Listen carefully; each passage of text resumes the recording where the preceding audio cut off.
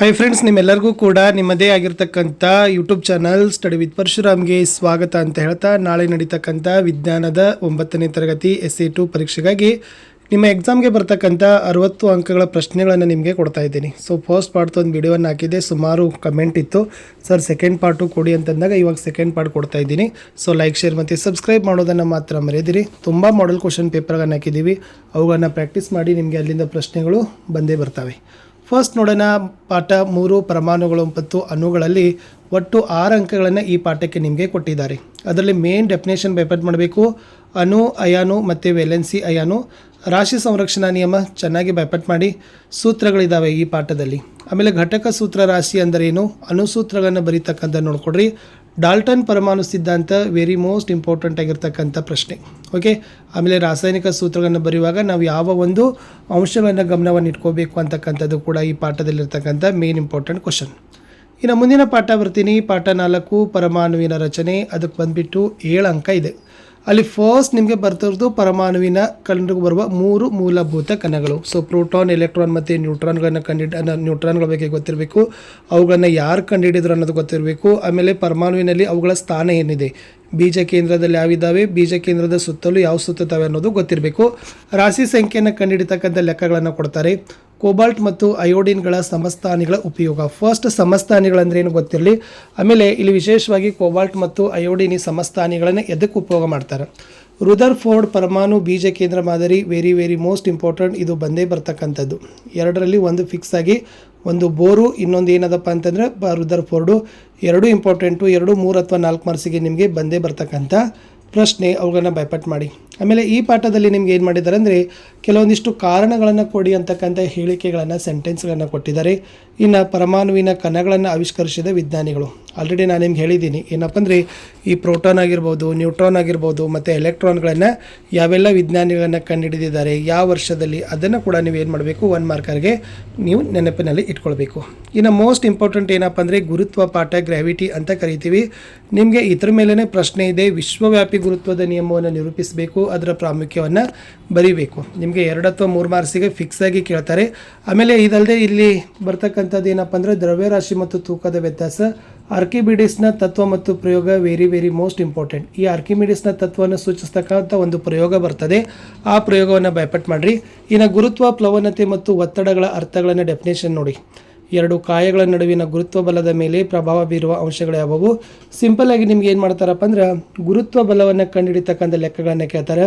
ಆ ಗುರುತ್ವ ಬಲವನ್ನು ಕಂಡುಹಿಡಿತಕ್ಕಂಥ ಲೆಕ್ಕಗಳನ್ನು ಸಹಿತ ನೀವು ಚೆನ್ನಾಗಿ ಪ್ರಾಕ್ಟೀಸನ್ನು ಮಾಡಬೇಕು. ಇನ್ನು 10ನೇ ಪಾಠಕ್ಕೆ ಬರೋಣ. ಸೊ ಪಾಠ ಯಾವುದಿದೆಪ್ಪ ಅಂದರೆ ಕೆಲಸ ಮತ್ತು ಶಕ್ತಿ. ಸೊ 5 ಅಂಕ ಇದೆ, ಬಟ್ 5 ಅಂಕದಲ್ಲಿ ನಿಮಗೆ ಒಂದಂತೂ ಇಲ್ಲಿ ಲೆಕ್ಕಗಳನ್ನ ಕಂಡುಹಿಡಲಿಕ್ಕೆ ಕೇಳ್ತಾರೆ. ಅದು ಸಾಮರ್ಥ್ಯಗಳನ್ನು ಕಂಡುಹಿಡಿತಕ್ಕಂಥ ಲೆಕ್ಕ ಅಂತಿದೆ. ಸೊ ಅದನ್ನು ನೀವು LBಯನ್ನು ಸ್ವಲ್ಪ ರೆಫರ್ ಮಾಡಿರಿ. ಆ LBಯದಲ್ಲಿರ್ತಕ್ಕಂಥ ಈ ಪಾಠದ ಮೇಲಿರ್ತಕ್ಕಂಥ ಲೆಕ್ಕಗಳು, ಅಲ್ಲಿರ್ತಕ್ಕಂಥ ದತ್ತಾಂಶಗಳನ್ನು ಬರೀಬೇಕು, ಸೂತ್ರಗಳನ್ನು ಹಾಕಬೇಕು, ಸೂತ್ರದಲ್ಲಿ ಬೆಲೆಗಳನ್ನು ತುಂಬಿ ಎಷ್ಟು ಸ್ಟೆಪ್ಸ್ ನಿಮಗೆ ಬರ್ತದೆ ಅಷ್ಟು ಮಾಡಿ, ಬಟ್ ಮಿಸ್ ಮಾಡಲಿಕ್ಕೆ ಹೋಗಬೇಡಿ. ಆಮೇಲೆ ಈ ಪಾಠದಲ್ಲಿ ನಿಮಗೆ ಶಕ್ತಿ, ಸಾಮರ್ಥ್ಯ ಮತ್ತು 1 ವ್ಯಾಟ್ ಈ 3ನೇ ಡೆಫಿನೇಷನ್ ಬೈಪಾಟ್ ಮಾಡಿರಿ. ಚಲನಶಕ್ತಿ ಅಂದರೆ ಏನು, ಅದರ ಅರ್ಥ, ಸೂತ್ರ ಮತ್ತು ಉದಾಹರಣೆಗಳು. ಓಕೆ, ಸೊ ಎರಡರದ್ದು ಕೂಡ ನಿಮ್ಗೆ ಅರ್ಥ ಇರಬೇಕು, ಸೂತ್ರ ಬರಬೇಕು ಮತ್ತು ಉದಾಹರಣೆಗಳನ್ನು ಕಂಡುಹಿಡಕ್ಕೆ ಬರಬೇಕು. ಅದನ್ನು ನೀವು ಚೆನ್ನಾಗಿ ಪ್ರಾಕ್ಟೀಸ್ ಮಾಡಬೇಕು. ಚಲನಶಕ್ತಿ ಮತ್ತು ಪ್ರಚನಶಕ್ತಿ. ಸೊ ಸಾಮರ್ಥ್ಯ ಕಂಡುಹಿಡಿತಕ್ಕಂಥ ಲೆಕ್ಕವನ್ನು ಆಲ್ರೆಡಿ ನಾನು ನಿಮ್ಗೆ ಏನು ಮಾಡಿದ್ದೀನಿ ಹೇಳಿದ್ದೀನಿ. LBಯದಲ್ಲಿನ ಸ್ವಲ್ಪ ಉದಾಹರಣೆಗಳನ್ನು ನೋಡಿಕೊಂಡ್ರು ಈ ಒಂದು ಪ್ರಶ್ನೆಗಳನ್ನು ನೀವು ಆರಾಮಾಗಿ ಏನು ಮಾಡ್ತೀರಪ್ಪ ಅಂದರೆ ಪೇಸ್ ಮಾಡ್ತೀರಿ. ಇನ್ನು ಮುಂದೆ ಹೋಗೋಣ, ಶಬ್ದ ಪಾಠ. ಸೊ ಶಬ್ದ ಪಾಠದಿಂದ ನಿಮಗೆ ಬರ್ತಕ್ಕಂಥ ಪ್ರಶ್ನೆಗಳು ಎಷ್ಟಪ್ಪ ಅಂದರೆ 5 ಮಾರ್ಕ್ಸಿಗೆ ಬರ್ತವೆ. ಅಲ್ಲಿ ಡೆಫಿನೇಷನ್ಸೇ ಇದ್ದಾವೆ. ತರಂಗ, ತರಂಗ ದೂರ, ತರಂಗ ಪಾರ, ತರಂಗದ ಜವ. ಇದು ಇಂಪಾರ್ಟೆಂಟ್ ಆಗಿರುತ್ತೆ. ಇವು ಬಿಟ್ಟು ಬೇರೆ ಬರ್ಬೋದು, ಬಟ್ ಇವು ಭಾಳ ಮೋಸ್ಟ್ ಇಂಪಾರ್ಟೆಂಟ್ ಆಗಿರ್ತಕ್ಕಂಥದ್ದು. ಸ್ವಲ್ಪ ಅನುರಣನೆ ಅನ್ನೋದನ್ನು ನೋಡ್ಕೊಂಡು ಹೋಗಿ. ಇದು ಅನುರಣನೆ ಅನ್ನೋದು ಭಾಳ ಕೇಳ್ತಾರೆ ನಿಮ್ಗೆ. ಇನ್ನು ನೀಳ ತರಂಗ ಮತ್ತು ಅಡ್ಡ ತರಂಗದ ನಡುವಿನ ವ್ಯತ್ಯಾಸ ಏನದ, ನಾದ ಮತ್ತು ಸ್ವರದ ಅರ್ಥ ಮತ್ತು ವ್ಯತ್ಯಾಸ. ಈ ಪಾಠದಲ್ಲಿ ನಿಮಗೆ ಏಕಮಾನಗಳು ಸಿಗ್ತವೆ. SI ಏಕಮಾನಗಳು, ಅಂತಾರಾಷ್ಟ್ರೀಯ ಏಕಮಾನಗಳು, ಅದನ್ನು ಬೈಪಾಟ್ ಮಾಡಿರಿ. ಇನ್ನು ಸಂಗೀತ ಮತ್ತು ಗದ್ದಲಗಳ ನಡುವಿನ ವ್ಯತ್ಯಾಸ ಏನದ. Most important. ಕೆಳಗಡೆ ನಾವು 3 ಪ್ರಶ್ನೆಯಲ್ಲಿ ಒಂದಂತೂ ಬಂದೇ ಬರ್ತದೆ.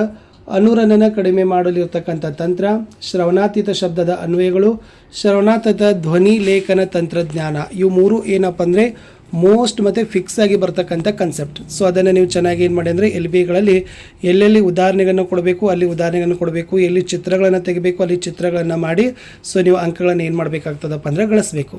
ಇನ್ನು ಲಾಸ್ಟ್ ಪಾಠಕ್ಕೆ ಬರೋಣ. ಸೊ ಅದೇ ಇರ್ತಕ್ಕಂಥದ್ದು ಆಹಾರ ಸಂಪನ್ಮೂಲಗಳಲ್ಲಿ ಸುಧಾರಣೆ ಅಂತಕ್ಕಂಥದ್ದು. ಸೊ ಹೆಸರೇ ಸೂಚಿಸಿದೆ, ಒಟ್ಟು ನಿಮಗೆ 8 ಅಂಕಗಳನ್ನು ಇಲ್ಲಿಂದ ಏನು ಮಾಡ್ತಾ ಇದ್ದಾರಪ್ಪ ಅಂದರೆ ಕೊಡ್ತಾ ಇದ್ದಾರೆ. ಸೊ 8 ಅಂಕಕ್ಕೆ ಪ್ರಶ್ನೆಗಳಂತಂದ್ರೆ ಇಲ್ಲಿ 1 ಅಂಕದ್ದು ಬರ್ತಾವ, 2 ಅಂಕದ್ದು ಬರ್ತಾವ, 3 ಅಂಕದ್ದು ಬರ್ತಾವ, ಲಾಸ್ಟ್ ನಿಮಗೆ 4 ಅಂಕದ್ದು ಕೂಡ ಬಂದರೂ ಕೂಡ ಬರ್ಬೋದು, ಅಥವಾ 4 ಅಂಕದಲ್ಲಿ 1+1+2 ಅಥವಾ 2+2 3+1 ಅಂತಲೂ ಕೂಡ ನಿಮಗೆ ಪ್ಯಾಟರ್ನಲ್ಲಿ ಪ್ರಶ್ನೆಗಳು ಬರ್ತಾವ.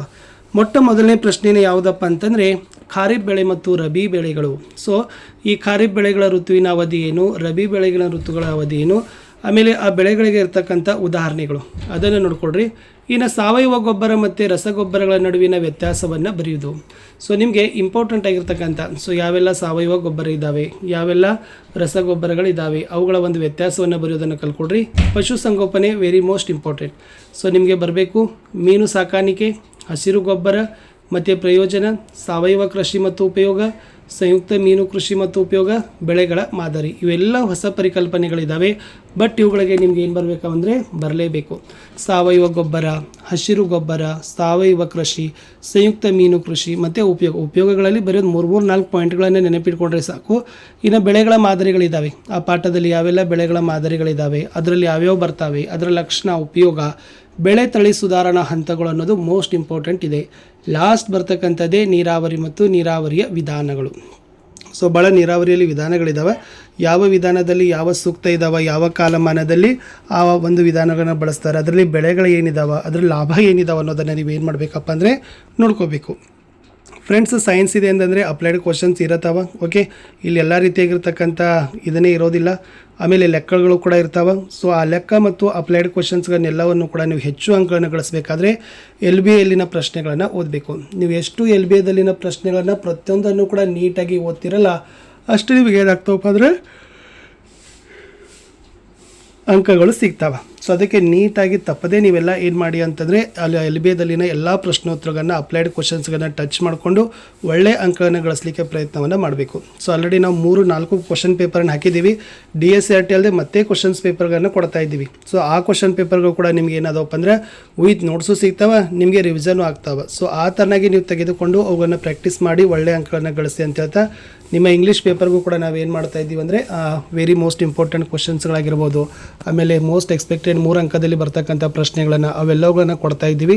ಅವುಗಳನ್ನು ಸಹಿತ ತಪ್ಪದೇ ನೋಡ್ಕೊಡ್ರಿ ಅಂತ ಹೇಳ್ತಾ ಇಲ್ಲಿಯವರೆಗೆ ವಿಡಿಯೋವನ್ನು ವಾಚ್ ಮಾಡಿದ್ದಕ್ಕೆ ಧನ್ಯವಾದಗಳು. ನೀವೆಲ್ಲರೂ ಕೂಡ ಇಷ್ಟು ವಿಡಿಯೋಗಳನ್ನು ನಮಗೆ ನೋಡ್ತೀರಿ ಅಂತಂದರೆ, ಸಪೋರ್ಟ್ ಮಾಡ್ತೀರಂದರೆ ನಾವುಗಳು ಕೂಡ ನಿಮಗೆ ಧನ್ಯವಾದ. ಬಟ್ ನೀವೇನು ಮಾಡಬೇಕಂದ್ರೆ ವಿಡಿಯೋಗಳನ್ನು ಲೈಕ್ ಮಾಡಬೇಕು, ಆಮೇಲೆ ಹೆಚ್ಚು ಜನರಿಗೆ ಶೇರನ್ನು ಮಾಡಬೇಕು. ನೀವೆಷ್ಟು ವಿಡಿಯೋಗಳನ್ನು ಹೈಪ್ ಮಾಡ್ತಿರಲ್ಲ ಅಷ್ಟು ನಮಗೆ ಏನಾದಪ್ಪ ಅಂದರೆ ಯೂಸ್ ಇದೆ ಅಂತ ಹೇಳ್ತಾ ಇಲ್ಲಿಯವರೆಗೆ ವಿಡಿಯೋವನ್ನು ವಾಚ್ ಮಾಡಿದ್ದಕ್ಕೆ ಧನ್ಯವಾದಗಳು.